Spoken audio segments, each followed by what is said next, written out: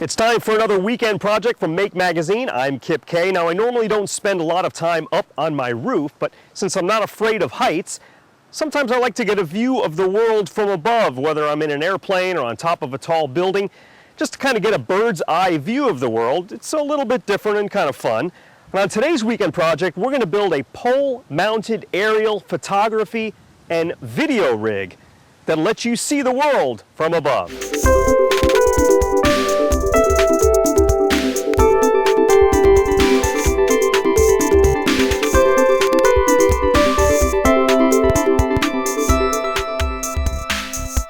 William Gerstel's pole-mounted aerial photography and video rig can be found in Make Volume 16. The images for your pole's eye view can come from any standard digital camera and camcorder. First things first, and that's to build the frames for your Sky Eye camera rig. You'll need 1x1 wood and 1x1/2 inch wood, and cut those to the dimensions shown in the project. And you may want to sand the edges of your finished wood pieces.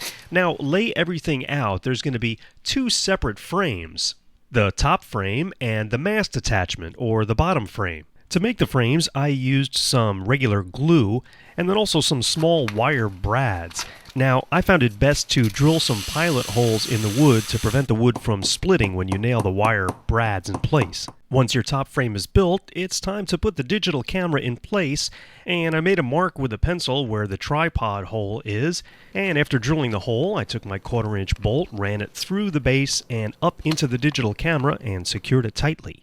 We'll be using standard RC car servos that will not only trigger our shutter on our digital camera, but will also serve as our tilt mechanism for our mast attachment. The project instructions call for making a lot of different measurements for the camera, the height, width, the distance to the shutter.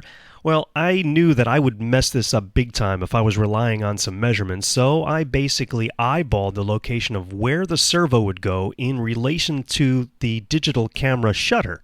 I dug through my wood screws and found 2 screws that would be perfect, that would mount the servo right to the one end of our top mast.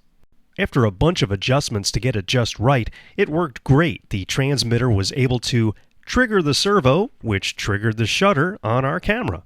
Now it's time to position the bottom frame, or our mast attachment, and we'll be using another servo, which is actually going to be tilting our top frame up and down. Again, I eyeballed a location and made a mark with a pencil of where the servo would go. Then, using some more small brads, I mounted the servo control arm.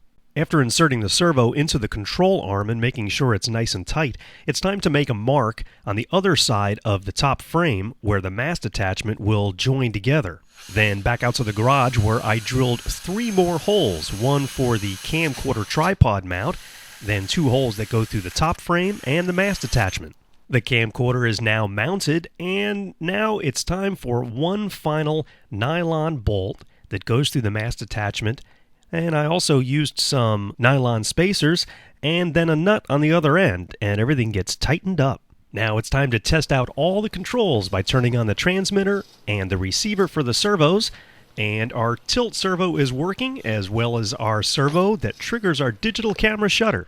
Now we need a way to mount our aerial rig to our pole, and that's done with an adapter and a bolt through the bottom of our mast attachment.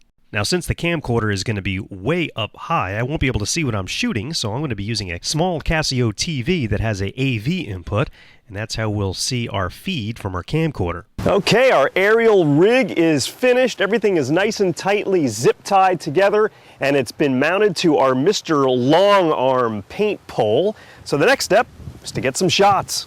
Okay, I've got the Casio monitor attached to the transmitter using just some Velcro so it's easy to remove. It's time to raise up our antenna, fire up our transmitter, and I've got my trusty assistant who's raised the pole to about 17 feet, and here's what we ended up with. This aerial rig gets a really good bird's eye view of things, and because it's portable, you can pretty much take it anywhere. How about sporting events or wherever there's big crowds that you can't seem to get over? Well, use your pole-mounted aerial photo and video rig. We'll see you next week with another weekend project.